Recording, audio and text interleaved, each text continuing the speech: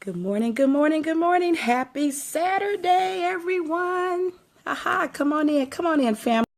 Thank you to all my viewers and all my replay viewers. I thank you. If you're not following me, please press the little Perry guy over there on Periscope. Good morning. Good morning. I see you. I see you coming in. Thank you so much for joining me this wonderful Saturday. The rain has finally stopped here in California. Thank you for joining me for the 35th episode. Can you believe it? 35? Episode of Embrace TV. I am Darissa, and I am the CEO and founder of God's Chosen Vessels, and I am also the creator of the Embrace formula.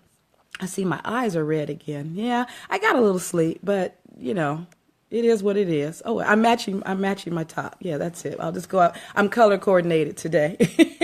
So this is not to take the place of your daily devotion or your prayer time with God. It's nothing like that. It's not to take, it's to enhance. Basically what we do is we practice our perception. Good morning, good morning. Hey, nice to see you, sis. And so I'm really getting into the habit of making this not only my morning practice, but also my daily practice, because during the day I find myself checking myself, really checking myself. How you doing today, sweetheart? And how the little ones? Huh? I hope everybody's doing well. I hope you guys are having nice weather like we are today. Yesterday it was crazy storming here, but today it looks like it's really nice. I might even be able to leave the house today. But thank everyone for coming in. Thank you for showing love. Thank you for hearts. Thank you for following me. And thank you for sharing and tweeting to all your followers and friends. I really appreciate it. So what this word of the day is all about, not only, the words are really simple words, so it's not necessarily about learning the definition of the word. It's all about, like I said, working on our perception. Some of the words in this class that I picked blindly from are not necessarily warm and fuzzy words. Sometimes the words have like negative feelings attached to them. So what I have learned in my life is what you think dictates who you are and what you do during the day, what you say. If you're thinking, if you're thinking is stinking, then you tend to walk around with a negative attitude, and it affects everything and everybody around you.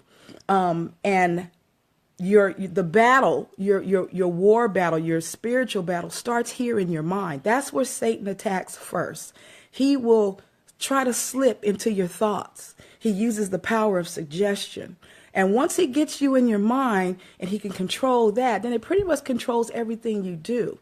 And you miss out on so many blessings. You miss out on the good things that God's trying to get to you because you're focused on the wrong thing instead of the good things, instead of on him and that he's in control. You're focusing on woe is me. You're focused on the things that Satan is trying to use to attack you, attack your family, attack your finances. So the whole purpose is to practice our perception. So like I said, some of the words they're really easy words, but some of them, they're obvious. They have some nice little warm and fuzzy definitions. And so you don't really tend to think negatively, but every now and then we pull one, because we're pulling blindly, the same way life works. The same way life works. You don't get a segue. Just when you think things are going, really smooth and well, then okay, like where'd that come from? Kind of thing. So that's the purpose. That is the purpose of the exercise.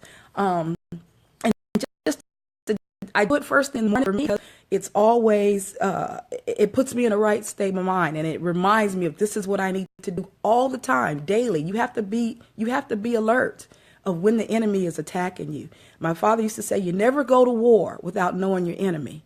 It's wise to know your enemy. So if you know that he's going to attack your mind, then you need to practice guarding your thoughts, guarding your mind, because that's where he's going to attack.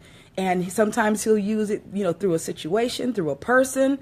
That's just what he does. So it's like a trick, the trick in the wiles of the devil. You know what I'm saying? So once you know that's what he's doing, it's like, okay, you can shrug that off. Okay, that's all you got? Is that all you got, devil? So you have to be aware of what's really going on. What's really going on? Don't be bamboozled. Don't be tricked. Don't be pulled into his mess. Okay, don't do it. So anyway, we're going to pull the word. I don't want to get off. I digress. Y'all know how I do. I get to talking and I'll be way over there somewhere because I love you. And I just want to share my thoughts as the Lord gives them to me. And so I'm going to choose a word. But again, thank you for coming in. I thank you all for sharing. And I thank you for, just showing love. I appreciate you for always hanging in there with me. Somebody came in, but I didn't see a name flip up. So our word today, this is interesting. Our word is mistake. Mistake is our word of the day. Okay, so that is a word that's not necessarily warm and fuzzy because we've all made some mistakes. We've all made some mistakes. Some worse than others. But the first thing that comes into my mind, no matter how serious or dire or drastic, what other adjective can I use, that the mistake is that you have probably made. Our God is a forgiving God. He's a loving God. And there's nothing, the word says, nothing can separate us from his love. Nothing. That's over in Romans. Nothing can separate us. There's nothing that you can do. There's nothing you can say that's going to separate you from his love. He loves you unconditionally. And we toss that word unconditionally around. But there's no comparison. Like you might be blessed with parents and a mama who love you unconditionally. And that's a beautiful thing. But it's still nothing compared to his love. The one who died for us so that we could live again, so that we could have a second chance and a third chance and a fourth chance and a fifth chance, and just, he's always faithful to forgive. So, mistakes, I think of some mistakes that I have made, especially in my early years when I was just young and dumb, just didn't know to know,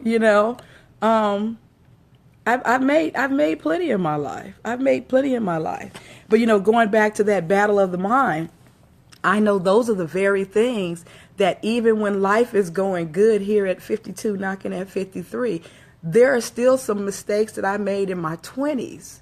We're talking 3 decades ago, that Satan will still bring to my memory and say, see what you did? You remember when you did that? You remember when you said that? He'll still try to use those things to conquer me, to pull me into his pit with him, and I have to remember that I have been, forgiven for those things, and not to condemn myself, because if God Almighty has forgiven me, then who am I to hold a grudge, even to someone else, even to myself? So, that's when I think of mistakes, I think of there's nothing that I can do that he will not forgive, and that he forgives immediately upon my asking for forgiveness and repenting from whatever that is or whatever mistake I've made. He is faithful. He is faithful to forgive. That's a beautiful thing. So this word mistake has no power over me. It has no power over me, and I have to constantly remind myself of that. And no one is perfect, so I know you've made some mistakes in your life. Remember that nothing can separate you from him. Hey, Big J, we're talking about mistakes. That's our word this morning. And, there's nothing that you can do that will. Thank you for showing the love. Thank you for the hearts. Good morning to you. Thank you for tweeting. Thank you for sharing this broadcast out. God is so faithful. He's so faithful. There's nothing you can do. Like I said, it's over in Romans 8:28. It's a few verses after. Yeah, that's right. That's right.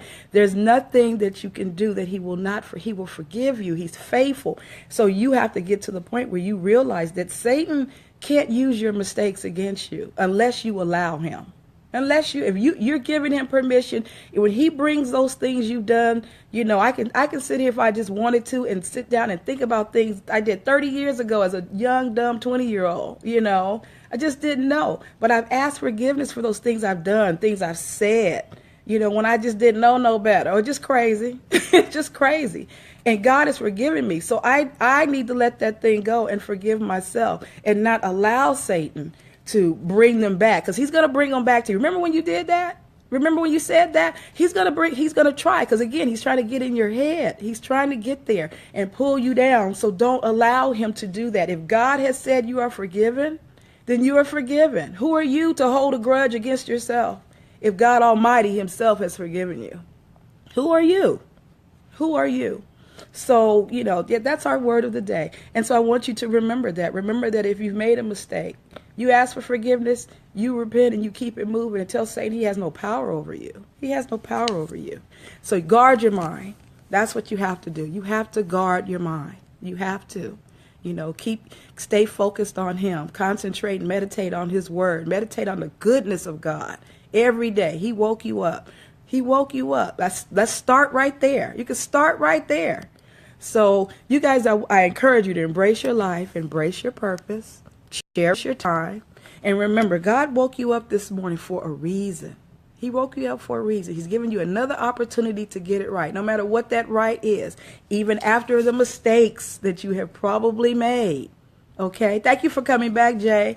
And so, remember that. Remember that throughout your day, no matter what's going on in your life right now. Remember, there's nothing you can do that he won't forgive.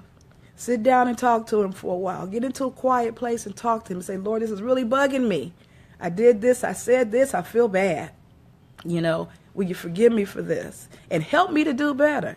That's what you do. That's how you get it right. You get it right by just saying, I'm going to try my best, Lord. I don't want to do that again. And you try, and you do that. And you might fall sometimes. Why? Because you're human.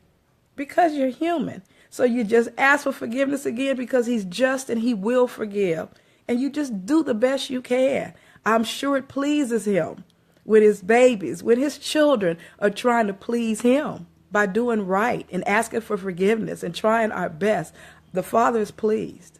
Okay? So I challenge you. I challenge you to guard your mind today. Don't let the Satan, the enemy, in your head. Don't let him. Don't let him hold your mistakes against you. Don't give him that power.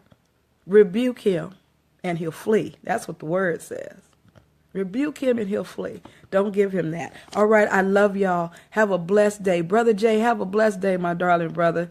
And I hope to see y'all on the next go round. Okay. Be blessed now.